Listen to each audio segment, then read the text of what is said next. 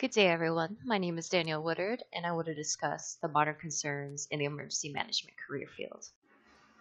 Starting off, I wanted to discuss how emergency management is growing and that the constant move to adapt and overcome any obstacles that may come our way. These employees, including myself, react to both natural and man-made disasters by not only filling the role of an emergency responder, but always planning for and creating exercise for the worst case scenarios. The four factors encouraging and guiding emergency managers are the four phases of emergency management, which starts with mitigation, preparedness, response, and recovery.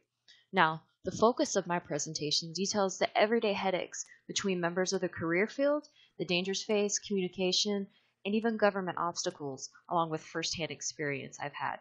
Initially, I intend on outlining the overall objective and career field conditions, then proceeding to identify the issues faced on an internal scale.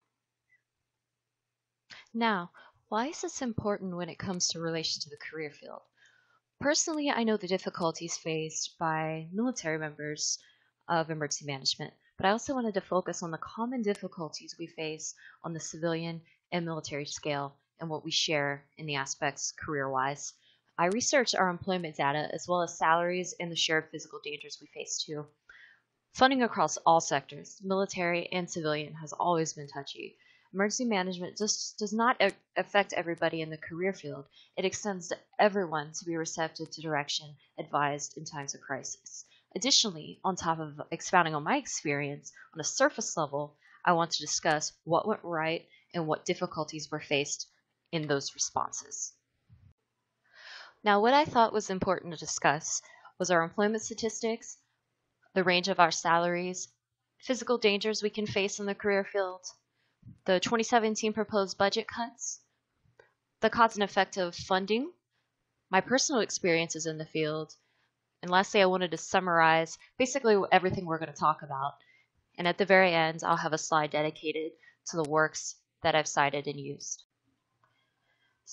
Requirements and facts within our career field consist of initially having a bachelor's degree to enter the field, as well as National Incident Management System specific training. Emergency managers also have various specialized requirements based on location-specific hazards.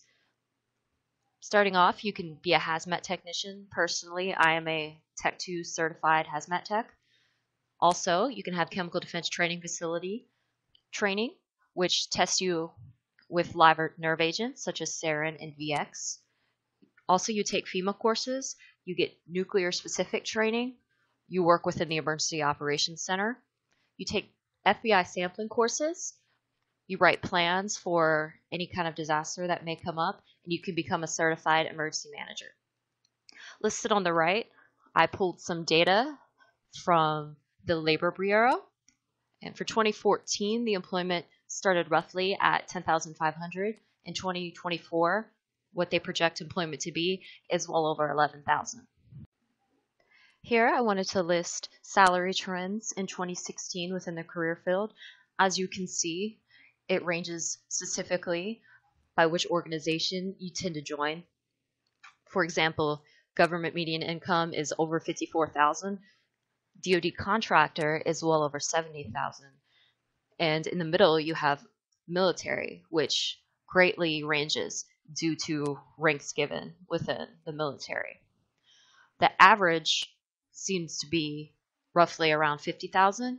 However, DoD contractors can make almost $100,000. These statistics I also pulled from the Emergency Management Degree website, as well as the Labor Bureau of the United States too. In this video, I wanted to show the impact of a mass chlorine release in Graniteville, South Carolina back in 2005. The incident was very catastrophic, and it took a large impact on community and local responders. Members of the local community were not only injured, but resulted in 9 fatalities. Emergency and first responders spent 10 days working 24 hours straight to make the area safe and livable once more for the villagers. Emergency management personnel faced not only hazmat danger, but CBRNE, which means chem, biological, radiological, nuclear, and high-yield explosive dangers, as well as natural disasters.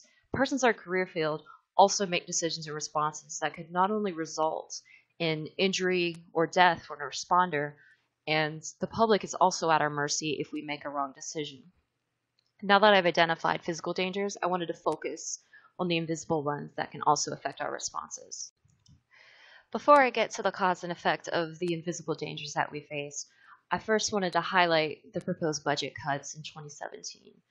Overall, FEMA will be cut about $536 million from its grants in education, which will really result in the community getting less education as well as the responders getting less training.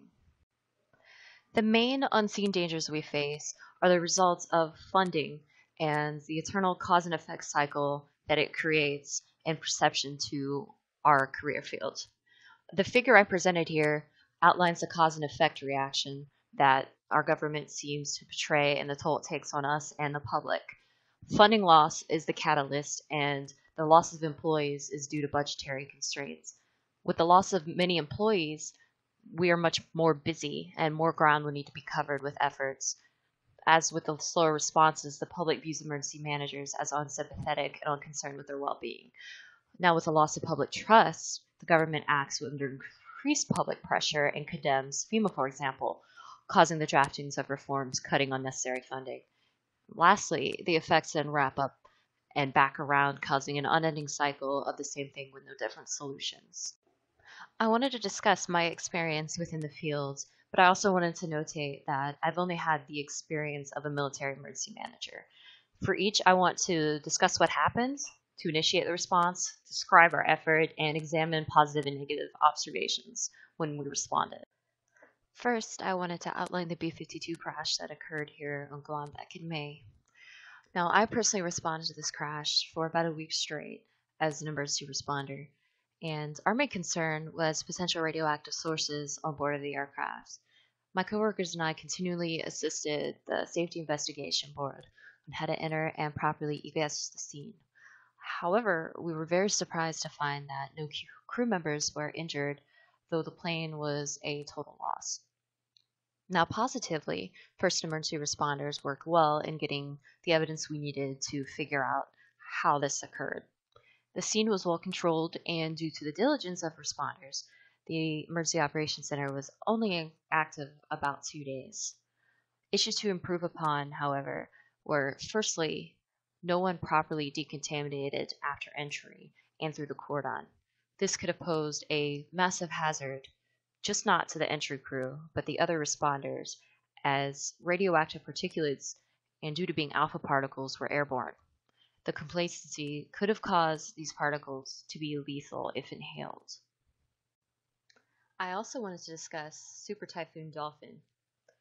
Now, it hit Guam as a Category 2 before going out to sea and gaining strength. The typhoon had max winds on Andersen Air Force Base at about 106 miles an hour, and the image I attached on the left was taken outside my front door on May 16th of 2015 during the early stages of impact with the island. Now, Dolphin was actually quoted of having sustained winds over 100 miles an hour near the center of the cyclone as it made its closest approach. During the storm, I worked in the Emergency Support Function 5 in our Emergency Operations Center. I helped report base status, guide other ESF functions, and assist afterwards with base recovery. Now, the EOC staff worked together diligently to make impact to personnel as minimal as possible. And together, we managed to divert a plane from Guam's airport to the base because of power loss at the actual airport. I would also like to stress that different services came together to help the base recover and assist with cleanup. The incident command system was followed perfectly by all military personnel. One noticeable downside I noted was the poor reciprocation of response efforts by civilian counterparts at FEMA. We had no common program to speak with them during the storms or to take any kind of request for assistance from us. When power was lost off base, we heard no additional updates on their end, and it was a complete communication blackout. Overall, my goal in this presentation was to not only touch on what we do as emergency managers, but stress the importance of the job and the employees within the field. While responders face internal issues with themselves Overall, the real issue is the importance of political backing. Jerome Cahan states, FEMA's goal of continually to effectively meet its disaster relief responsibilities can be reached only if political influences are not allowed to complicate and perhaps even halt its progress. And without the support of our government and other first emergency response personnel, we can honestly never reach the attention of the public with the importance of our purpose. While issues in response result in finger pointing and right and wrong, I'm very hopeful for this career field, especially in regard to political and public support. Here are the sources I used, and they really range from civilian and military counterparts. And I found them very useful and aiding in this project to get my point across, especially the salary statistics as well as additional imagery that I added into the presentation. In closing, I just want to add that if anybody had any questions about the career field and the military aspect, I would be more than happy to answer them.